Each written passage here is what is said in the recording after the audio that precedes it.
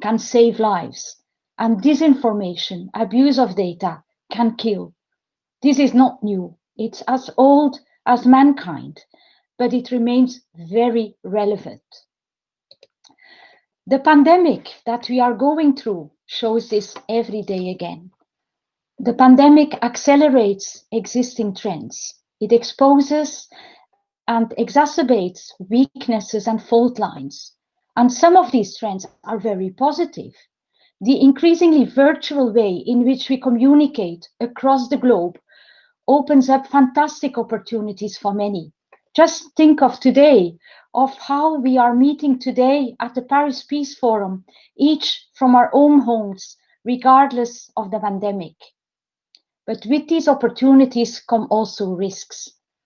Social media and virtual tools allow news to spread super fast with near unlimited reach.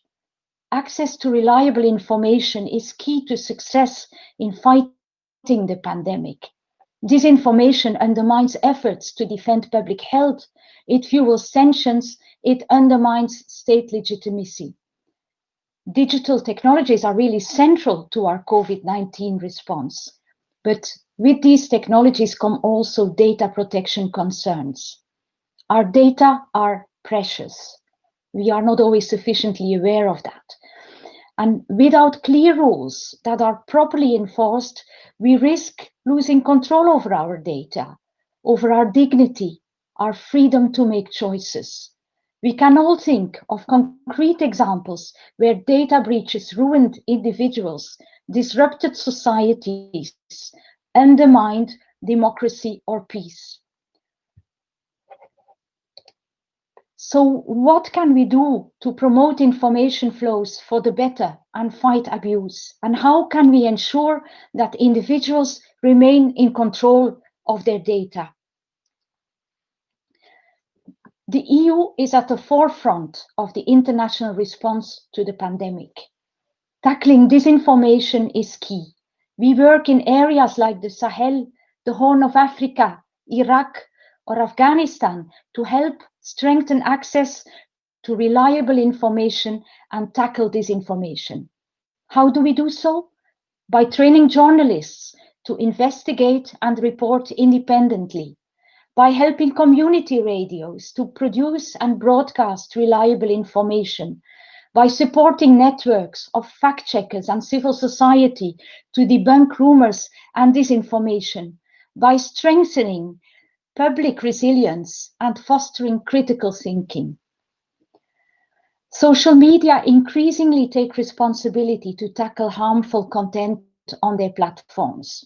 We must encourage them, and we must inspire the sector also to take a conflict-sensitive approach that can contribute to peace building. Together with UNESCO, we are launching a special action to do exactly that. And what about our data?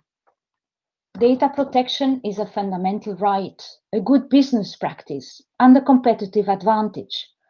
Robust data protection directly contributes to confidence among citizens and consumers. It is crucial when public authorities collect, use, or pass on personal data. The EU data protection rules seek to promote trust and accountability also in cyberspace.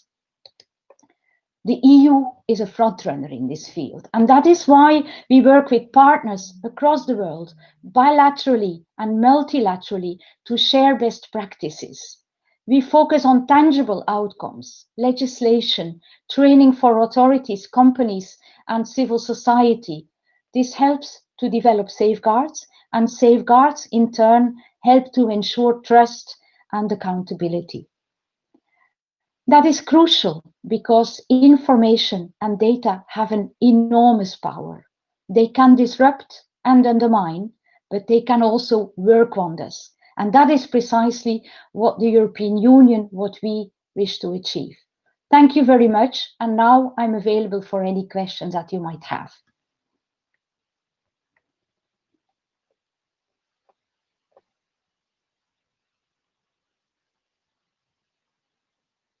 And these questions will need to come to me, so give me a little moment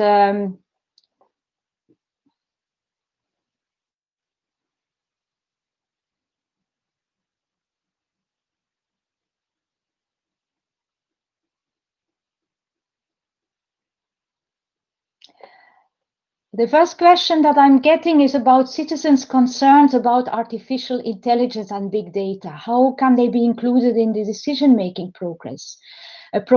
There seems to be a lack of public consultation in this area.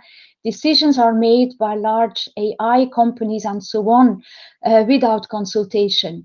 Well, I think that there is a role for public authorities at national level, at international level. The European Commission is preparing to put in place, as part of its overall work on the digital space, is preparing to put in place a framework that would really look at rules to put artificial intelligence and big data in a framework that respects human rights and the rule of law. And in this context, it will indeed be very important to launch public consultations to make sure that the voices of the public and of specialized and general stakeholders are heard. And then I get another question indicating that I am looking at the matter in particular from a European perspective on the challenges and ethics of artificial intelligence and big data. And the question whether we take into account other views and perspectives, for instance, an Asian or a US perspective, and how are these different? Let me maybe first still say a word about the European Union. For the European Union, and this has been emphasized on many occasions by our President, Ursula von der Leyen, for the European Union, the basis is respect for human rights and the rule of law. And it is in this context that we wish to look at developments like artificial intelligence and big data. It is in this context that we wish to develop regulatory frameworks. When it comes to other perspectives, I would like to underline that in particular after the Cambridge Analytica developments, the Union was approached by many third countries who expressed a big interest in the way in which the European Union deals with data protection. As a result of that, we have put in place several actions to work together with the countries concerned. There are also interests expressed from several Asian countries with whom we are developing cooperation. But indeed, I think that there are differences in perspectives. Notably, this notion of the importance of respect for human rights and the rule of law is maybe not to the same extent present in how governments deal with the matter.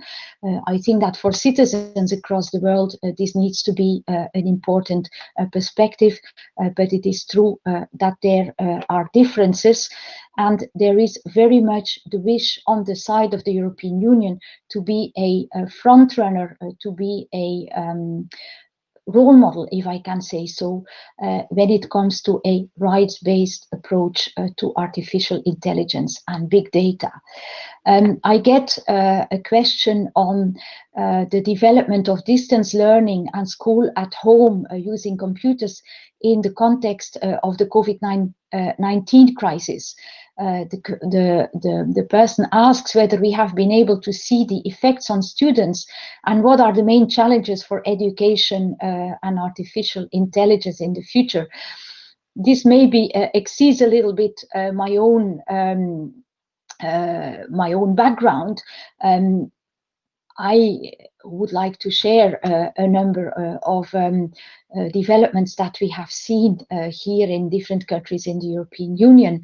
It is challenging for students to work exclusively through distance learning. The pandemic has given us a sort of accelerated experiment through which we are now, because we have no other choice, testing a number of approaches that maybe otherwise in a different situation would have taken years to roll out. It also means that it has not been possible to think everything through from the beginning to the end, taking taking into account every possible consideration. Challenges for education are certainly to find a right combination between distance learning and day-to-day contacts with the students. And if I can add one lesson from what we are doing on information in the context of COVID, then I would like to underline the enormous importance of critical thinking in all places and at all times. If there is one thing that we should really develop further and put further attention to, it is attention for critical thinking. I get the next question, which is about how will we promote our recommendations? How will we convince the public authorities or companies to take into account your recommendations? Well, the European Union, whom I represent in this session, is of course a big internal market with a very, very strong reputation on the one hand for regulatory, for being a front runner in regulatory terms, and on the other hand, for being a front runner when it comes to respect for human rights and the rule of law. You are asking how will we convince the public, authorities or companies.